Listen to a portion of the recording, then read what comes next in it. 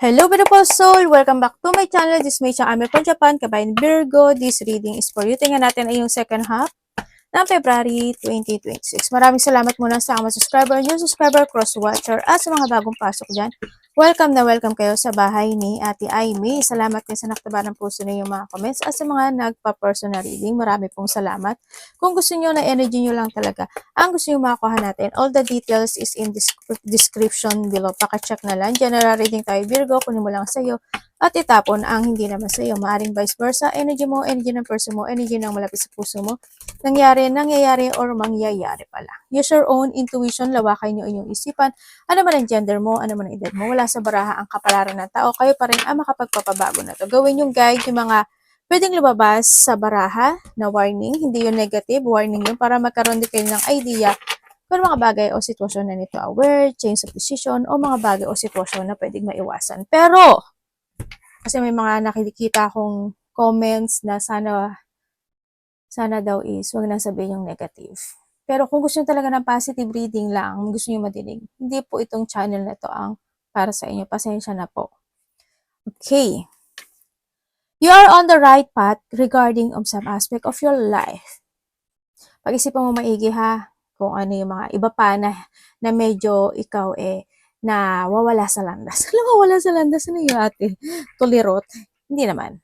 Kung saan man yan, pwede sa mga bagay na na situation na pwede ka na maging masaya, or pwede ka na maging kung sa aspeto na halimbawa kailangan mo na mag-ipon, but still naman nasa tamang ano ka naman, right path ka naman sa mga, kumbaga may mga wino-workout ka na tama talaga, kumbaga may point. Halimbawa kasi nag-iipon ka kasi for the future, pero may opportunity na marating, diba? Mga ganun na ayaw mo magbitaw, tama naman, sinasabi naman dito. Pero may mga bagay din na need to work it out. Kung saan aspeto na yan ipasok mo. Siyempre with the ant, nandun yung with comes sa second half kasi may mga i-workout ka, you try to work it out something into your life para may targeting situation ka pagdating sa mga gagawin mo with the second half. Maring nahandun ka sa pag-iisip or mahandun yung think advantage situation na gagawin ka to success, mga gano'n. May mga i-work it out ka, and also there's an achievement and success dun sa gagawin mo, no? Sa nakikita ko sa'yo dito, mag-ingat ka kasi merong rat. Someone is working against you behind your back. Ibig sabihin, may mga taong masama ang pakay pagdating sa'yo. You need to be aware din. Sa nakita ko dito, ayan na si Dagger. May mga first worries and tense situation ka talaga, no? Kaya palahan dito si Arrow. But because sa Dagger, saka si Rat, ganun din. Ingat ka pa rin sa kanila. Baka mamaya hindi mo magkaroon ng problema, or bigla ka na lang saksakin sa likod, kung anong sabihin nila, kung anong gawin nila na hindi maganda pagdating sa iyo, no? Or yung handang sitwasyon, may mga tao nagmamatsyag sa iyo. Or maybe ikaw ito. Mag-ingat ka rin sa Rat. And syempre, handun nga yung ant, yung pagiging mo talaga hardworking situation na tao, and waiting for a news package or letter. Meron ka daw hinihintay. And syempre, tingnan natin, Virgo. Oy, the key, di ba? Sabi ko sa'yo na successful outcome to your problem. Tataan mo palagi, the changes of your destiny is the key is in yours. The fulfillment, nasa sa'yo. The answer, nasa sa'yo. Tagumpay, kung ano man yan, no? Nasa sa'yo, yung mga mag-open, no? May mga mag-open sa'yo. Open opportunity, open of something, kung ano man mag-open yan. May mga mag-a-unlock sa'yo, no? Yun na nga lang, depende sa'yo kasi nandito ka kay Arrow. Kumbaga, depende sa'yo. Nandun ka sa point na pagbubuksan mo ba siya, lalabas ka ba doon, gagamitin mo ba yung susi mo para lumabas doon. Kasi ang nakita ko dito, parang you have a targeting lang. Diba? Kung paano mo manage siya, basta nasa sayo si key, no? Sa nakita ko sa'yo dito. May mga sususian ka o pagbubuksan na isang sitwasyon. But opportunity yan. Dealing or relationship with a younger woman. Pwedeng ikaw ito, or pwedeng nakababata sa'yo, no? Or pwedeng anak mo, pamangkin mo, kung sino man yan. Pwedeng siya yung isa sa nagbibigay sa'yo ng opportunity, or pwedeng siya yung tao na pagbibigyan at pagbubuksan mo siya ng ng magandang buhay o magandang sitwasyon, or pwedeng siya yung nasa sitwasyon na papasok siya sa bagong umpisa ng buhay, pwedeng gano'n, no? Kasi it's connected sa'yo 'tong tao na 'to, bata na 'to. A goal-oriented. Yes, hindi ko maano sa'yo, talagang napaka-goal-oriented mo. Talaga you give your hard work and effort sa lahat ng aspeto na binibigay mo. Talaga kapag binigyan ka ng trabaho, dun ka naka-focus, no? Yun nakikita ko. Pero siyempre, wag mo kakalimutan yung sarili mo kasi andito si Araw. Diba? Okay naman mag-focus, but yourself, wag mo kakalimutan palagi. Diba? Yun yung sinasabi sa'yo. Nasa sa'yo yung susi. Diba? Wag lang yung bulsay ng bulsay. Diba? Bigyan mo din ng sarili mo ng bulsay. Yun yung sinasabi sa'yo.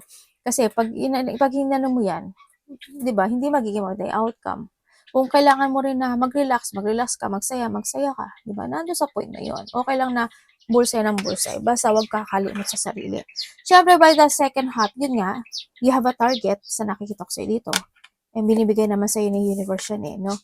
Binibigay sa'yo ng universe yung susi para sa'yo. Yung iba naman sa inyo, maaaring magkakaroon ka ng makakatanggap kayo ng mga bagong susi, makakahaba ka ng mga bagong susi, mga ganyan. Or ano mga susi iyan sa nakita ko dito. And yan, may mga targeting situation ka by the second half. Celebration pan and enjoyment. May mag-a-unlock ng mga celebration. Baka may mga birthday, celebration, achievements. You will enjoy the fruit of your labor, recovery, kung ano man yan, na celebration pan and enjoyment happen into your life. Kasi dito siya. No, pwedeng sa physical, emotional, spiritual, sa paligid mo, sa bata na ito, ganyan. Maaari may mga isi-celebrate, o kaya may mga goal ka talaga na gagawin o fokusan, may mga opportunities na papasok o darating o mag-a-unlock. And ano ka daw, makaka-meet ka ng stranger could be important. Yan, may mga mamimit ka na bagong tao. Kasi nga, siguro nandun yung point na may mga mag-a-unlock sa'yo. Maaari magkakaroon talaga ng mga new connections sa buhay. Pwedeng pwedeng makilala mo siya by the celebration, or pwedeng itong taon na to na younger woman ang makikilala mo, di ba? Or kung sino man ito na mga stranger na tao. Syempre, mag-ingat pa rin kayo when it comes to shaking hand. Magbow na lang kayo, parang Japanese, nagbabaw. Kasi mamaya hindi natin malaman kung saan sa humawak. Hindi ko naman sinasabi na maarte si ate. Well, maarte talaga ako. Namin din no? Para alam mo yung sinalikos, binalik ko sa sarili ko. Hindi, syempre, hindi naman porket maarte di ba, maarte na talaga. Hindi, ano lang to, careful, ganon, no? We need kasi na maging very careful kasi hindi natin alam, di ba? Di balik kung nag-alcohol siya. Mali mo, umawak pala sa put niya. O, di ba? Umawak pala siya, nagkamot pala siya ng ano niya. O, di ba nakakaya, di ba? O, magbow na lang kayo, parang Japan, di ba? Mas good yun. Yan. Or ano man mangyari sa hand, no? You need to be very careful na lang. So, nakita ko dito. And, syempre, may mga excitement situation ako na nakikita sa'yo. Abang kaganda ng card mo. Pwede itong taon na to na-excite sa'yo, or may mga opportunity na mga excitement situation, or mga celebration, pan-enjoyment na ma-excite, or pwedeng itong bata na ito. Kung naman excitement yan, congrats. Kasi nasa iyo na lahat. Pwede na doon yung may mga excitement ka pupuntahan, kasi nandyan din si Tankard. Energy. Pero mag-ingat ka when it comes to handshake kasi yan yung stranger, ibig sabihin, pwedeng siya isa sa rat. Pwedeng isa siya sa na meron siyang balak gawin sa'yo. Mag-ingat ka pa rin. Huwag kang masyadong maging calm. Energy ni Virgo. Teka. Ano ba yan? Laki kasi. Energy ni Virgo, second half.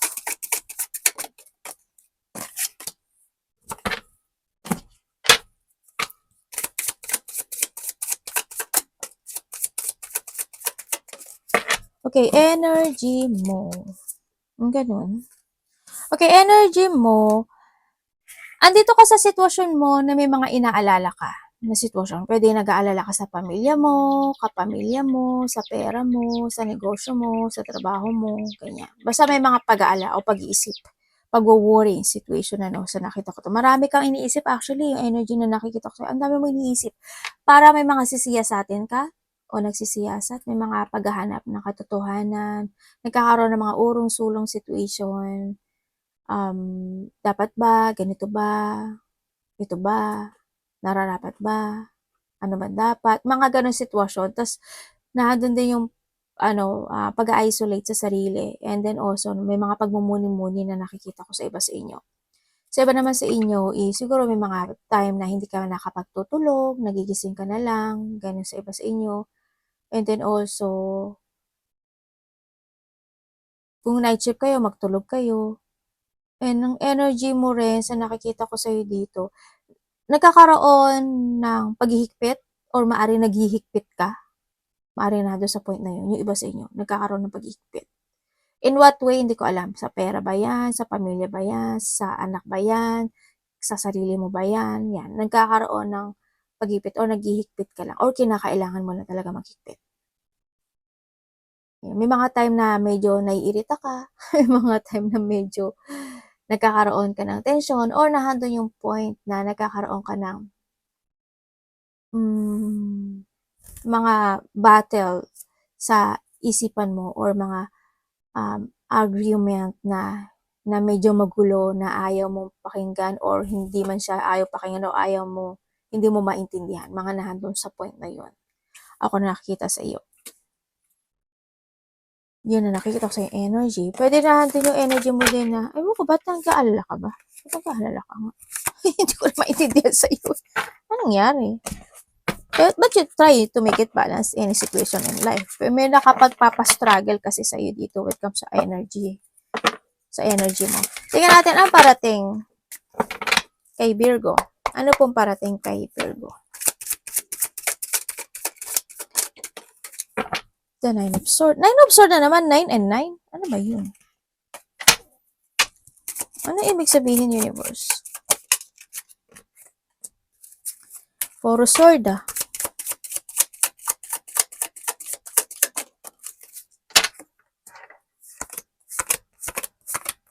Ay, the Wheel of Fortune, oh. 10 to 10. May tantatatan pa si ate po kang gago eh. Ako din natawa eh. Eh, wala. Lumabas sa bunganga ako. Okay, tingnan natin ang parating. Okay, parating sa iyo. Marami ka iniisip. May mga ikagugulat, ikabibigla, or ikakashock ka na isang sitwasyon na pwedeng ikaw is malito, ma-frustrate, ma-focus sa painful man yan, or magkaroon ka ng mga negative thought. Basta may mga ganong sitwasyon ako na nakita sa'yo na parating.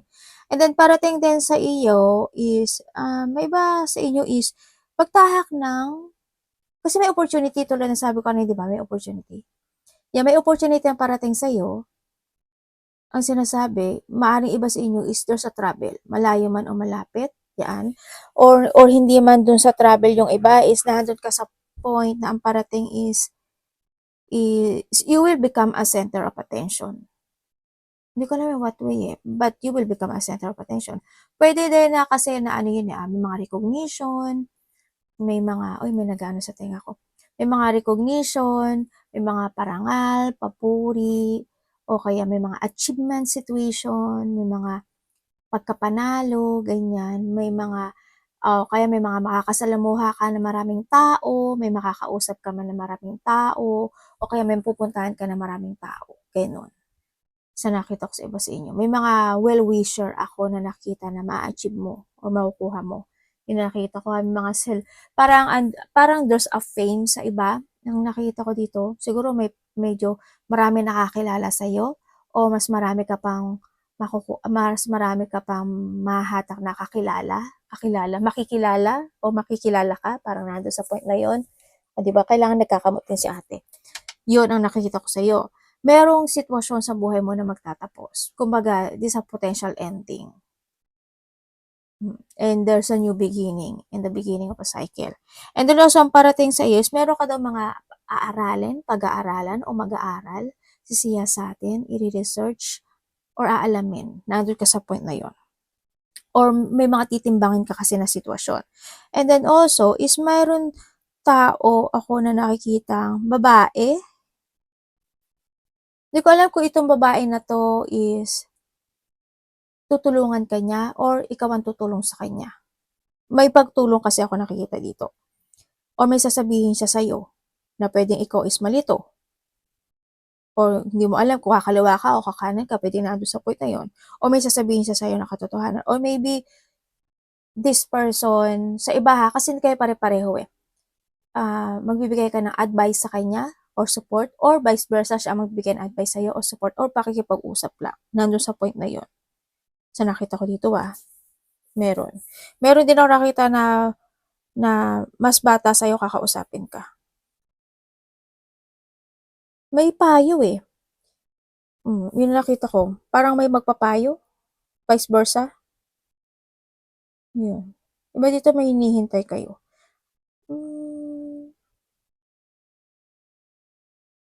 Parang wala, yung iba dito parang wala kayong ginagawa. Ibig sabihin, hindi naman sinasabi ko tinatamad ka. Parang may isang sitwasyon ka na parang hindi ka nababothered. Ganon. Parang naghihintay ka lang. E di kung magaganap o mangyari, eh di, ganun, nandun sa point na yun. Yung iba sa inyo, Yung iba sa inyo is kayo is tatahak ng bagong direksyon sa buhay. Magkakaroon din actually ng mga plano, no? Ako nakikita dito. Pwede rin na bakit ang dami kasing tao? Ika ba ang daming tao? Kung ano man mga connection ng maraming tao na yan. Tingnan natin ang iyong dapat iwasan. Ano dapat iwasan ni Virgo? Second half.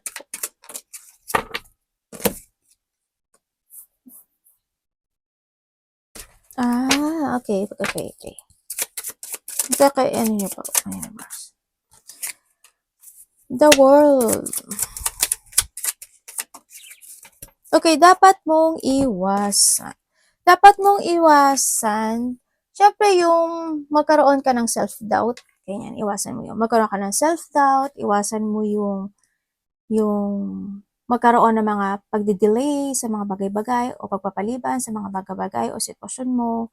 Hindi naman niya sinasabi na magmadali ka, but you need to be very careful, di ba? Iwasan mo yung mga tao na matataas ang pride or ikaw mataas ang pride if ever, i-vice versa natin ha. Yun, iwasan mo yung mga tao na judgmental yan. Ikaw mag-judge ka, bawal din yun, hindi naman. Nasa sayo na yun, ibig sabihin. Siguro we need to understand is the best, ganyan. Yung mawalan ka ng trust sa sarili mo, ganyan, yung magkaroon ka ng lack of trust when it comes to yourself or when it comes sa tao na nakakausap mo o sa mga idea mo man yan o dun sa mga magaganap o mangyari, ganyan. But you need to be aware, diba? Iwasan mo rin na hindi ka maging aware. Pero hindi yan sinasabi na kasi nga slowly but surely ang nakikita ko dito. Iwasan mo, syempre yung mga tao na mapangmaliit o ikaw mangmaliit ka, yung mga kakulangan o mga hindi na kumpleto o mga dapat i-fix, ayusin, gawin, yung sinasabi rin dito. And it's more on self-doubt, ganyan. Iwasan mo rin yun. Syempre magkaroon ng disiplina sa sarili. Alam ko na may discipline ka naman sa sarili mo. It's more discipline in life. You need mo rin ng discipline, pero you need mo rin na i-enjoy yung buhay mo with your success sa mga reward na re-receive mo. Diba? Huwag lang yung magstay ka lang in one point. Ganun. Parang nakatayo ka lang dun. Parang titingnan mo lang sila. Pero kailangan mo rin maki-join. Kailangan mo rin ng excitement in life. Diba? Love, kapatid, anak, magulang, karelasyon, kaibigan, pamilya, Virgo in love. Show me.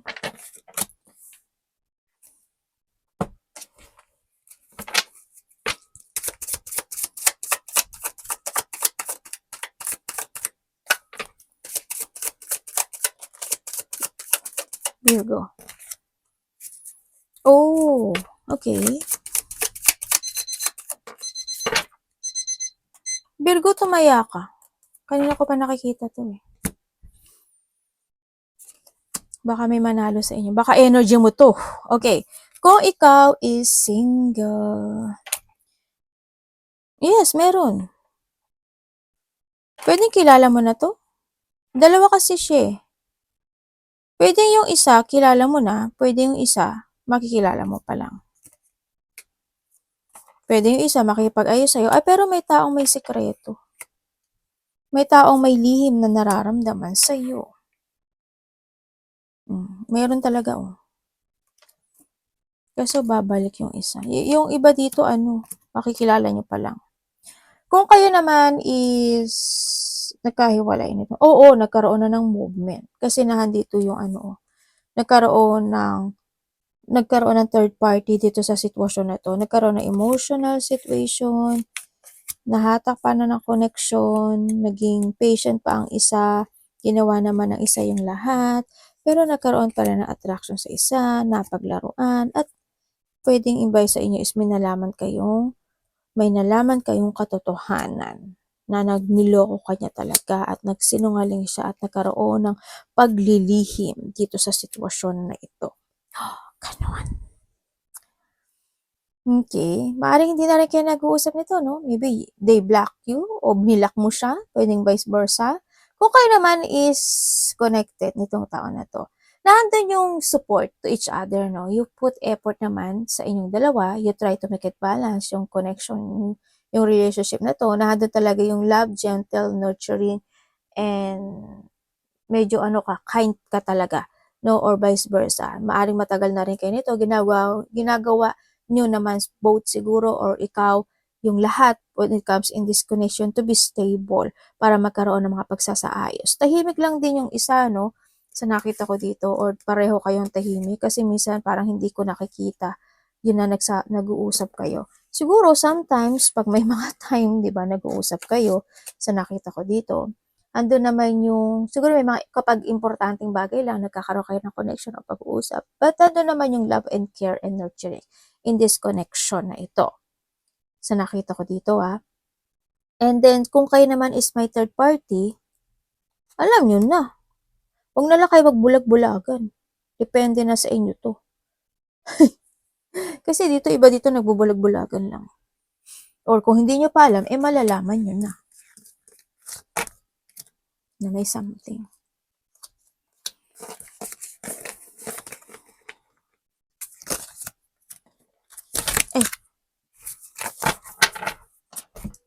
Tingnan natin ang money mo.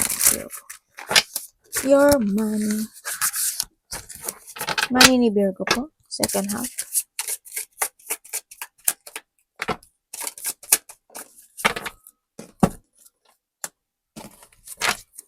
Ano po?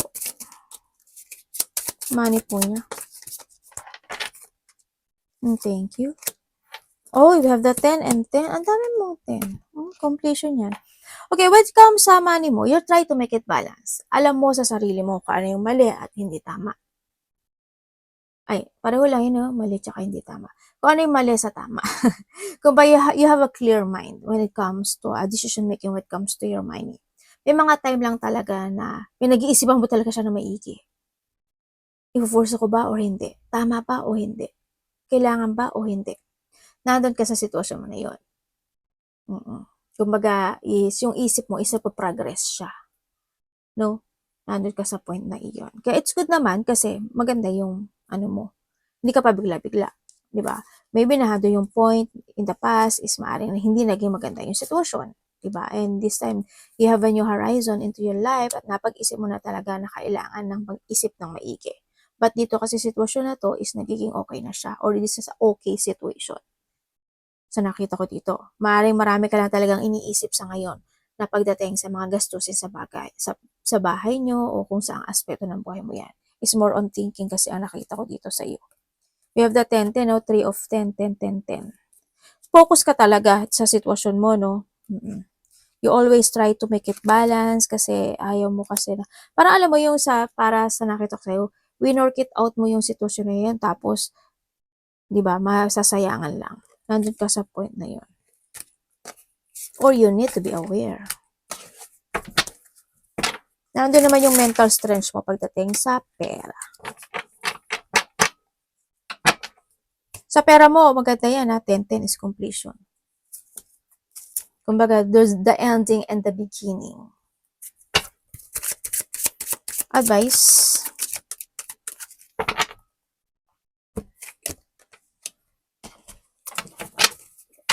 Ano yun?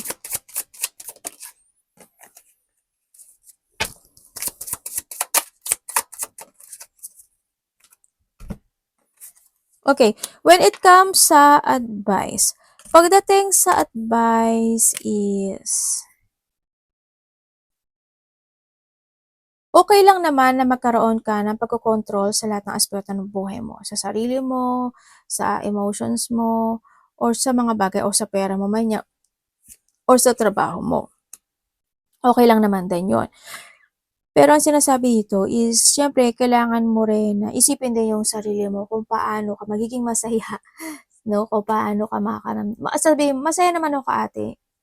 Oo, masaya. Ako nga ate, masaya, di ba? Hindi, kumbaga yung, wag yung puro iba, sarili mo with your own, ganyan.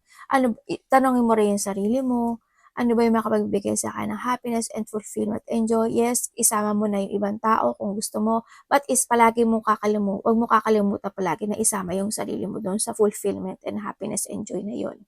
Diba? Hanapin mo rin yung sitwasyon na talagang, kumbaga, yung makakapagpapabigay sa'yo talaga ng achievement and yung ng reward sa sarili mo, ganyan. It's more on rewarding. Rewarding yourself. Kumbaga, nandun sa point na yun. Sinasabi dito. No, we have the 10 and 10. We have the 4, 4, 10. 10, 10, 10, 10. Ay, ang ganda oh. Ang ganda ng pera. Ay, ang ganda ng, ang ganda ng pera mo. Ang ganda ng, card mo. Sobra. Stable. Stable to. Yun ang nakikita ko sa iyo dito. Kumbaga, may mga sitwasyon na need to accept in a good way. Ganyan. Kumbaga, kasi ang nakikita ko sa iyo dito is nandito yung sitwasyon na there's a lack. There's a lack, positivity, mag-i-end yung hardship na sitwasyon sa buhay mo. May mga recovery din ako nakikita dito. May receiving hindi ko alam in what way pero there's a receiving situation. Siguro yung blessing, ganyan. Kumbaga may mga welcome and acceptance situation na blessings coming sa'yo kasi meron ka ng 4 na 10. O, diba? Yun. Congrats. Kaya, yun ang sabi. Dito. Ilaya mo rin yung sarili mo sa isang sitwasyon na medyo dark. Ganyan. Iwasan mo na yung sitwasyon mo na parang nag-iisa ka lang, okay lang ako dito, yung mga ganun. Hindi naman kailangan yun. Para magkaroon ka rin ng kaliwanagan o ma-enlighten or mas ma-enlighten pa maybe sa iba or pumunta ka rin minsan sa liwanag ng buhay. Sabi, ate, nasa liwanag naman ako. Sige na nga. Kayo na nga. Sabi ko na. Arigato naman, say God bless.